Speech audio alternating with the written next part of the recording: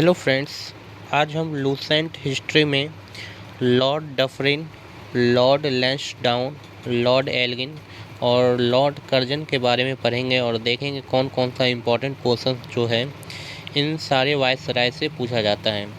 तो चलिए स्टार्ट करते हैं। सबसे पहले लॉर्ड डफरिन के शासनकाल को देखते हैं। इनके शासनकाल में क्या क्या हुआ था। तो सबसे पहले याद रखें कि लॉर्ड डफरिन का जो शासनकाल था वो 1884 से 1888 ईस्वी तक था। इनके शासनकाल में याद रखना है सबसे पहले कि इनके शासनकाल में ही तृतीय आंग्ल बर्मा युद्ध हुआ था 1885 से 1888 ईस्वी के बीच, और बर्मा का अंतिम रूप से अंग्रेजों राज्य में इसे मिला लिया गया। तो अंग्रेजी राज्य में जो बर्मा को मिलाया गया था वो तृतीय आंग्ल बर्मा युद्ध के तहत ही मिलाया गया था। ठीक है, मतलब तीसरा आंग्ल बर्मा युद्ध जो ख़त्म हुआ उसके बाद जो है बर्मा को अंग्रेजी राज्य में मिला लिया गया। तो ये युद्ध कब हुआ था? 1885 से 88 के बीच में, और शासनकाल किसका था? लॉर्ड डफरिन का। इनके ही शासनकाल में याद रखना है कि Bengal Tenancy Act, Awadh Tenancy Act और पंजाब टेनेंसी एक्ट जो है वो पारित हुआ था। किसके शासनकाल में? लॉर्ड डफरिन के शासनकाल में ही। और ये बहुत इंपॉर्टेंट पॉइंट याद रखना है, वीवीआई पॉइंट है कि इनके शासनकाल में एक जो घटना हुआ था जो एग्जाम में लगभग 10 से 15 बार पूछ लिया गया है कि 28 दिसंबर 1885 ईस्वी को बम्बई में ए.ओ. ह्यूम के नेतृत्व में, याद रखना है, भारतीय राष्ट्रीय कांग्रेस की स्थापना हुई थी। भारतीय राष्ट्रीय कांग्रेस की स्थापना अगर पूछा जाए तो वो हुआ था 28 दिसंबर 1885 ईस्वी में। कहाँ पे हुआ था? बम्बई में। और याद रखना है कि किसके नेतृत्व में? तो ए.ओ. ह्यूम के नेतृत्व में। और शासनकाल किसका चल रहा था? लॉर्ड डफरिन का। ये एग्जाम में लगभग बहुत बार पूछा है तो इसको याद रखना है। चलिए नेक्स्ट है लॉर्ड लैंसडाउन। लॉर्ड लैंसडाउन का शासनकाल 1888 से 1894 ईस्वी तक था। इनके शासनकाल में याद रखना है कि भारत और अफगानिस्तान के मध्य जो है सीमा रेखा का निर्धारण हुआ था, और उस सीमा रेखा का नाम क्या था? डूरंड रेखा। ठीक है, तो डूरंड रेखा का जो निर्धारण है लैंसडाउन के शासनकाल में हुआ था, और ये भारत अफगानिस्तान, याद रखना है, इनके बीच का ये रेखा है। उसके बाद याद रखना है कि 1891 ईस्वी में दूसरा कारखाना अधिनियम लाया गया था इन्हीं के शासनकाल में, जिनमें स्त्रियों को 11 घंटे प्रतिदिन से अधिक काम करने पर प्रतिबंध लगाया गया था। मतलब 11 घंटा जो है मिनिमम वो करेगा, उससे ज़्यादा नहीं।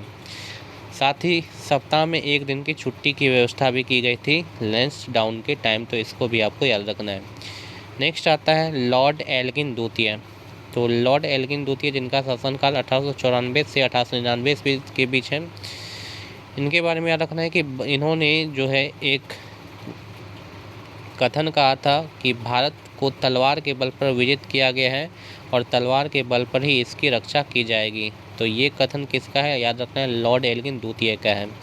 और इनके शासनकाल में याद रखना है कि मध्य उत्तर प्रदेश, बिहार, पंजाब और मध्य प्रदेश में भयंकर अकाल पड़ा था 1895 से 98 के बीच।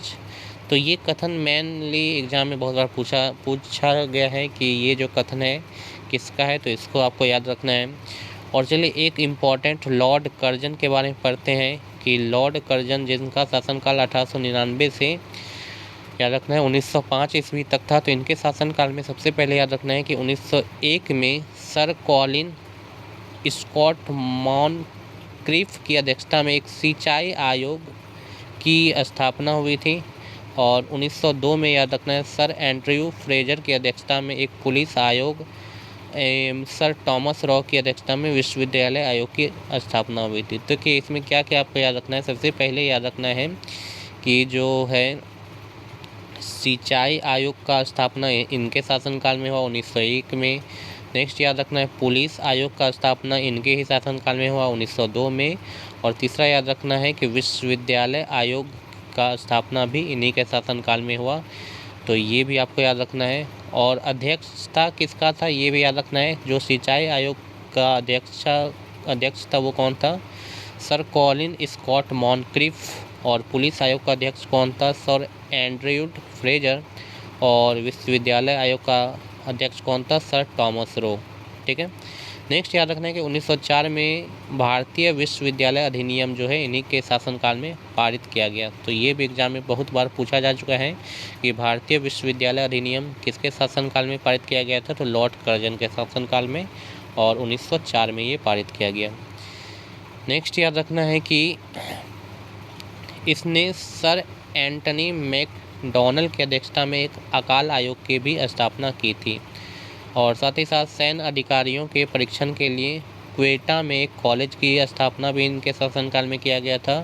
प्राचीन स्मारक परीक्षण अधिनियम 1904 ईस्वी के द्वारा कर्जन ने भारत में पहली बार ऐतिहासिक इमारतों की सुरक्षा एवं मरम्मत की ओर ध्यान दिया, और इस कार्य के लिए कर्जन ने भारतीय पुरातत्व विभाग की स्थापना की। ये पॉइंट भी एग्जाम में बहुत बार पूछा गया है कि भारतीय पुरातत्व विभाग की स्थापना जो थी वो किसके शासनकाल में किया गया, तो लॉर्ड कर्जन के शासनकाल में, और कब किया गया, 1904 ईस्वी में। नेक्स्ट याद रखना है कि इनके ही शासनकाल के दौरान जो है कोलकाता में विक्टोरिया मेमोरियल हॉल का निर्माण कराया गया। तो ये एग्जाम में बहुत बार पूछा गया है, विक्टोरिया मेमोरियल हॉल का निर्माण किसके शासनकाल में कराया गया, लॉर्ड कर्जन के शासनकाल में, और ये कहाँ पे है, कलकत्ता में है। उसके बाद याद रखना ये इम्पॉर्टेंट घटना इनके शासनकाल में हुई थी कि कर्जन ने क्या किया था, भारत विरोधी कार्यों में सर्वाधिक महत्वपूर्ण कार्य किया, और इन्होंने 1905 में याद रखना बंगाल का विभाजन किया था। और एग्ज़ाम में ये लगभग याद रखना है 10 से 12 बार पूछा जा चुका है कि बंगाल का विभाजन जो है वो किनके शासनकाल में हुआ था, तो लॉर्ड कर्जन के शासनकाल में, और कब हुआ था, 1905 ईस्वी में हुआ था। तो इसको आपको याद रखना है। तो इसके बाद हम सब नेक्स्ट वीडियो में पढ़ेंगे लॉर्ड मिंटो द्वितीय के बारे में, लॉर्ड हॉर्डिंग के बारे में, और साथ ही साथ लॉर्ड चैम्स्फोर्ड के बारे में भी पढ़ेंगे, जिससे एग्जाम में क्वेश्चंस पूछा जाता है। तो आज के लिए इतना ही। आज का वीडियो आपको कैसा लगा कमेंट बॉक्स में आप ज़रूर बताएं। अच्छा लगा तो वीडियो को लाइक करें, शेयर करें, और चैनल को ज़रूर से ज़रूर सब्सक्राइब कर लें, ताकि कोई भी वीडियो जो है जैसे ही अपलोड हो सबसे पहले नोटिफिकेशन आपको मिल जाए। Thank you.